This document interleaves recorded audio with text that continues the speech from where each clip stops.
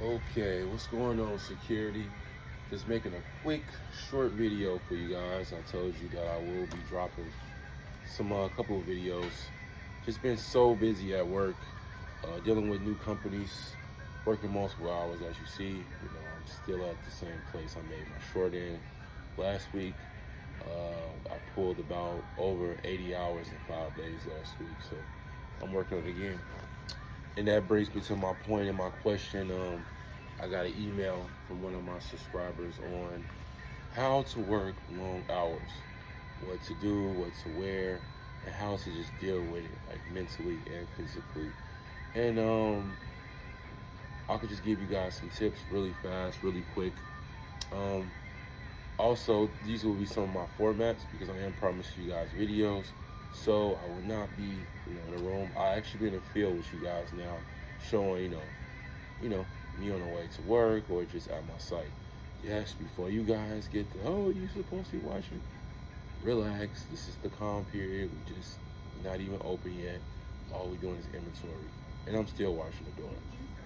But let's get into the video. So when dealing with long hours, you have to be in the right clothing. That's rule number one. You need to be comfortable. That's rule number one.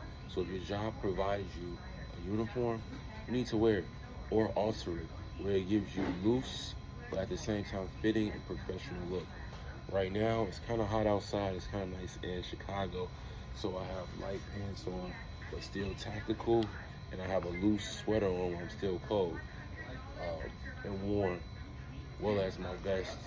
And I even got a little bit more comfortable with having my thigh holster, okay? Because simple fact is, with my thigh holster, with my regular waist holster, my rig, it usually just rubs on my side and giving me, wedgies and all that stuff when I'm walking around. So it gets kind of uncomfortable. And plus, you can't really sit down. So that's rule number one. You want to just be as comfortable as possible.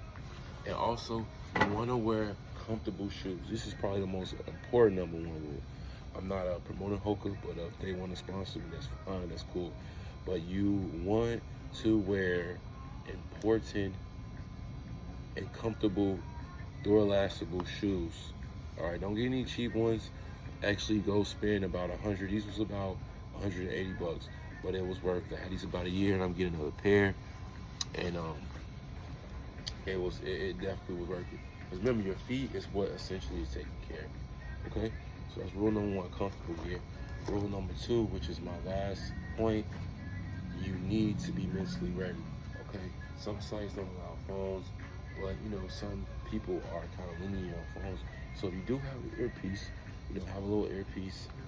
I would recommend you not have it on when people are in the store or when it's a busy time. But when you have downtime like me right now, you can throw it in. Hey, listen, whatever you want to, but keep it at a low volume. Rule number three, you want to kind of keep the exercising going. So even though the store is empty right now, I still get my steps in. I get about 10,000 steps in a day. That's equivalent to 5 miles, okay?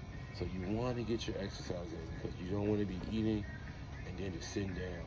So it always plays a big part of, exercising because it keeps your mind right as well. Because what you eat is what you are. Remember that.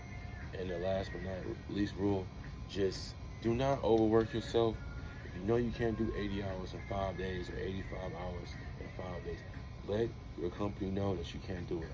I know the money is good, but me, I'm an experienced guard, I'm an experienced vet, so I am used to working long extended hours with a little amount of sleep, okay? So remember that. Those 4 little tips, and it can really get you through these long shifts. All right, be back to another video with you guys. Thanks.